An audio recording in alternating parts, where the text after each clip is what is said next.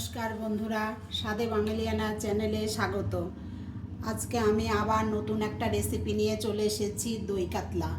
একদম বিয়েবাড়িতে যেরকম দই কাতলা হয় তার থেকে কোনো অংশে কম নেই। দই কাতলাটা কেমন করে বানাতে হবে একবার হলেও আপনারা বানিয়ে খেয়ে দেখবেন। আমি দই কাতলা বানানোর জন্য এরকম 5 পিস মাছ নিয়ে নিয়েছি। মাছটা আগের থেকে ধুয়ে পরিষ্কার করে রাখছি। এখন আমি এটা ম্যারিনেট করব।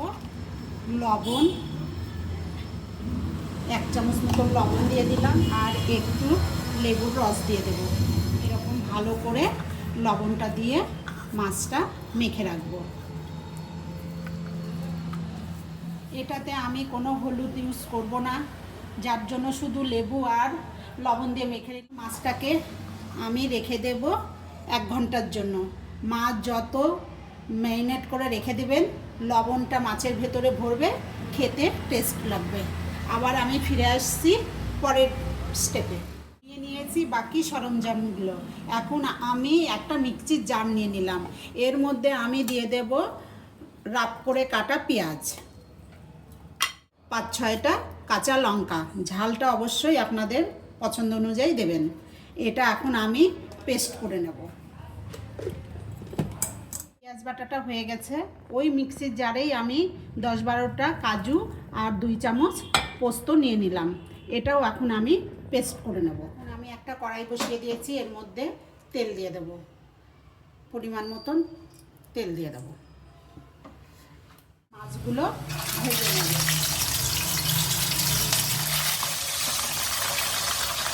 এখন মাছগুলো আমি উল্টে পাল্টে ভেজে নেব। খুব কড়া করে ভাজবো না, হালকা ভাজবো। এখন আমি মাছটাকে উল্টিয়ে দেবো।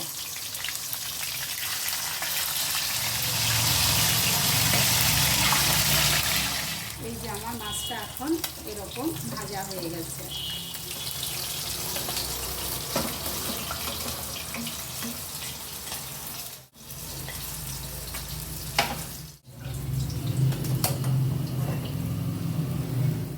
গোটা গরম মশলাগুলো দিয়ে দেব।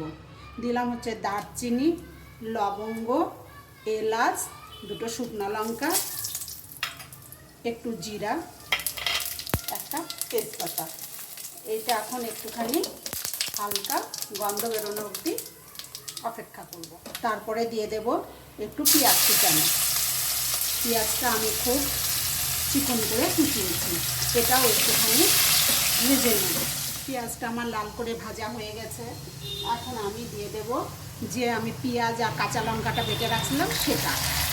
বাটা পেঁয়াজটা লাল করে ভেজে নেব। আমার বাটা পেঁয়াজটাও ভাজা হয়ে গেছে, এরকম তেল ছাড়তে শুরু করে দিয়েছে। এখন ওর মধ্যে আমি দেব আদা রসুন বাটা 1 চামচ, 1/2 চামচ আদা বাটা, 1/2 চামচ রসুন বাটা। ভেজে নেব এর কাঁচা গন্ধটা যাওয়া অবধি। গুঁড়ো মশলাগুলো দিয়ে দেব। 1/2 চামচ কাশ্মীরি লঙ্কার গুঁড়ো, 1/2 চামচ জিরের গুঁড়ো। একটু ভালো করে ভেজে নেব। যেহেতু আমি হলুদ ইউজ করব না, সেহেতু লঙ্কার গুঁড়োটা একটা সুন্দর কালার আনবে। দিয়ে দেব যে পোস্ত আর কাজুটা বেটে রাখছিলাম সেই পেস্টটা। এটাও দিয়ে এখন ভালো করে ভাজবো।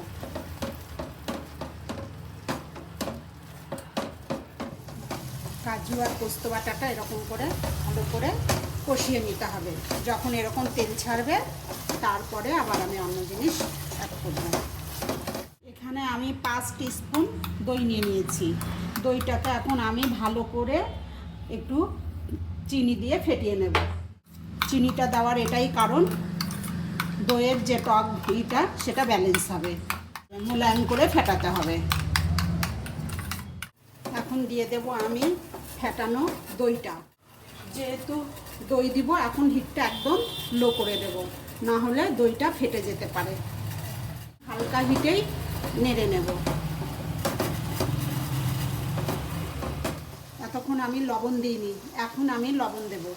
পরিমাণ মতো লবণ। লবণটা অবশ্যই আপনাদের স্বাদ অনুযায়ী দেবেন। কষানো হয়ে গেছে। দেখুন বন্ধুরা কি সুন্দর তেল ছেড়ে দিয়েছে। এই রকমই তেল ছাড়বে।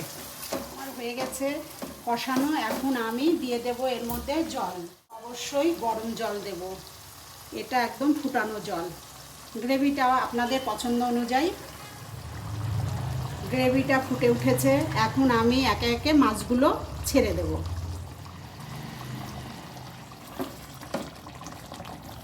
এখন আমি কয়টা কাঁচা লঙ্কা দিয়ে দেব। এখন দিয়ে দেব আমি একটু গরম মশলা গুঁড়ো, আর দিয়ে দেব ঘি। ঘিটা নামানোর সময় দিলে টেস্টটা ভালো আসবে। আমার রান্নাটা মোটামুটি হয়ে এসছে। এখন আমি গ্যাসটাকে অফ করে দেব, 5 মিনিট রেস্টে দেব, তারপরে আপনাদেরকে আমি সার্ভ করে দেখাচ্ছি। দেখুন বন্ধুরা, আমি সার্ভ করে দেখালাম। আমার দই কাতলাটা একদম সম্পূর্ণ হয়ে গেছে। আপনারা যে যেখান থেকেই দেখছেন, প্রথম থেকে শেষ অবধি ভিডিওটা দেখার জন্য অনেক ধন্যবাদ।